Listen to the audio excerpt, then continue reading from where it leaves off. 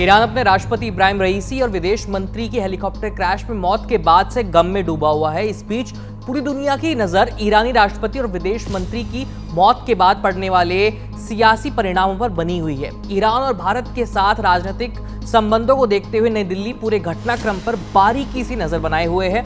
ऐसा इसलिए कि इस हादसे का पश्चिमी एशिया की राजनीति पर काफी गहरा असर पड़ने वाला है। आपको बता दें कि 19 मई को रईसी को ले जा रहा हेलीकॉप्टर ईरान के पूर्वी अजरबैजान प्रांत में क्रैश हो गया था। इस हेलीकॉप्टर में रईसी के साथ ईरानी विदेश मंत्री अब्दुल्ला हियान भी मौजूद थे। 20 मई को हादसे के 12 घंटे बाद जब बचाव दल की टीमें मलबे के पास पहुंची तो हेलीकॉप्टर में सवार सभी लोगों की मौत हो चुकी थी। तो आज हम इस वीडियो में ये समझने की कोशिश करेंगे कि राष्ट्रपति रईसी की मौत के बाद भारत और ईरान के बीच चाबहार पोर्ट को लेकर हुई डील का क्या होगा। नमस्ते, मेरा नाम है आयुष और आप देख रहे हैं एबीपी लाइव वर्ल्ड, जहां हम करते हैं बात अंतर्राष्ट्रीय मुद्दों से जुड़े प्रसंगों पर।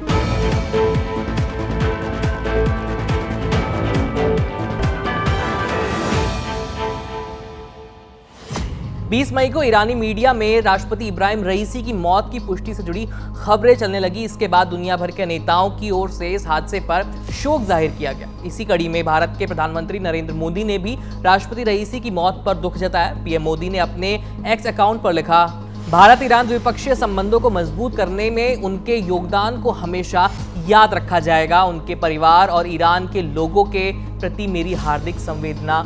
दुख की इस घड़ी में भारत ईरान के साथ खड़ा है। इस हादसे के बाद से लगातार ये सवाल उठ रहा है कि क्या रईसी की मौत के बाद चाबहार बंदरगाह को लेकर हुई जो डील है वो खटाई में पड़ जाएगी या फिर समझौते पर कोई असर नहीं पड़ेगा। इस सवाल का जवाब जानने से पहले हमें ये जानना जरूरी है कि भारत के लिए आखिर चाबहार पोर्ट डील इतनी ज्यादा जरूरी क्यों है। दरअसल ईरान के सिस्तान बलूचिस्तान प्रांत में स्थित गहरे पानी का चाबहार बंदरगाह पर भारी मालवाहक जहाजों को आसानी से लाया और ले जाया जा सकता है। इससे भारत, ईरान, अफगानिस्तान और यूरेशिया आपस में जुड़े रहेंगे। चाबहार के जरिए हुए इस समझौते को भारत का चीन के प्रति जो बेल्ट एंड रोड इनिशिएटिव, जो चीन का एक प्रोग्राम है, उसका जवाब माना जा रहा है। चीन के बढ़ते वर्चस्व और पाकिस्तान से बढ़ती खटाई और तनाव के बीच चाबहार डील ने न सिर्फ भारत को अंतर्राष्ट्रीय स्तर पर मजबूत कर दिया है, बल्कि पाकिस्तान से तनाव के बीच अफगानिस्तान और अरब देशों के साथ व्यापार को भी बढ़ावा मिलेगा इस डील से। वहीं दूसरी ओर ईरान के लिए भी ये डील काफी ज्यादा जरूरी है, क्योंकि अमेरिका ने ईरान के परमाणु कार्यक्रम, मानवाधिकार उल्लंघन और दूसरे देशों में अपने प्रॉक्सीज के जरिए मदद करके उस जगह पर आतंकवाद फैलाने की इस कड़ी पर ईरान पर पाबंदी लगा रखी है, सैंक्शंस लगाए हुए हैं। इन पाबंदियों के दायरे में वो देश भी आ जाते हैं जो ईरान के साथ व्यापार कर रहे हैं। इसी वजह से कई सारी अंतर्राष्ट्रीय कंपनियों ने ईरान से अपने व्यापारिक रिश्ते खत्म कर दिए हैं, लेकिन भारत ने अमेरिका के प्रतिबंधों के बावजूद इस डील पर साइन की।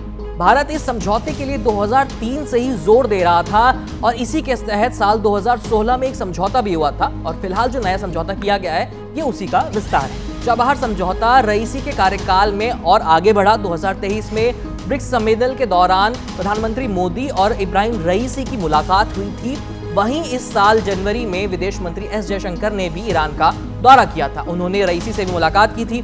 रईसी की मौत से करीब 7 दिन पहले ही 13 मई को भारत और ईरान के बीच ये डील फाइनल हुई थी। इस डील के बाद भारत को अगले 10 सालों के लिए चाबहार बंदरगाह का संचालन करने का अधिकार मिल गया है। हालांकि डील के बाद अमेरिका ने भारत को प्रतिबंधों की चेतावनी दी थी, जिसका जवाब भारतीय विदेश मंत्री एस जयशंकर ने दिया था, बल्कि यूं कहें कि दो टूक जवाब दिया था। जयशंकर ने कहा था कि चाबहार डील से कई देशों का फायदा होगा और अमेरिका को इस मामले में छोटा नजरिया नहीं अपनाना चाहिए। भारत ईरान संबंधों की और ज्यादा मजबूती देने के लिए रईस अगले महीने भारत भी आने वाले थे।